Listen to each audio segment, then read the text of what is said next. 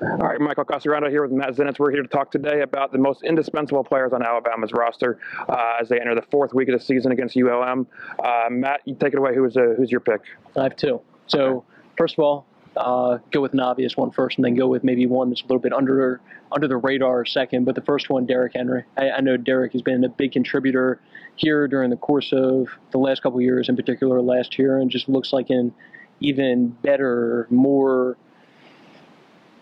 capable and just more of an all-around threat than he was even last season. Has really been impressive during the course of the first couple games, and I don't think that there's really any room for argument whatsoever in terms of him being the centerpiece, the core player of that offense. So I go with Derrick, who's very much put himself in the mix for not only all SEC, all-American type honors, but I think he's very much in the mix for the Heisman Trophy right now through as much as you can be through 3 games, and then Jarran Reed defensively. I think Jarran, under the radar, like I said earlier, but I think that he has established himself as one of the top defensive linemen, possibly top defensive players in the SEC, and I think through 3 games that he might be Alabama's best defensive player so far in terms of his production and play through this part of the season. Right. Now, if I maybe also take a look at the defense on my side, I may go with Reggie Ragland, the middle linebacker. Is pretty much always one of the most important players on any team, calling the defense, getting people around. He's emotional. He's quick. I mean, he's able to play different. He can play the run. He can play the pass. So I think you take away that middle linebacker, and a lot of the things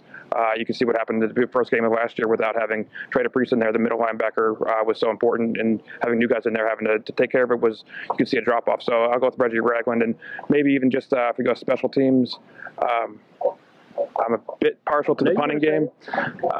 J.K. Scott maybe hasn't had the greatest of beginnings of the season, but you could see what he has done. If you look at some of the games last year, the field position battle will be an issue, I guess, again with offense. So I got to stick with J.K. Scott. So for Michael and Matt, we're talking about the most indispensable players, and we'll be back tomorrow for more.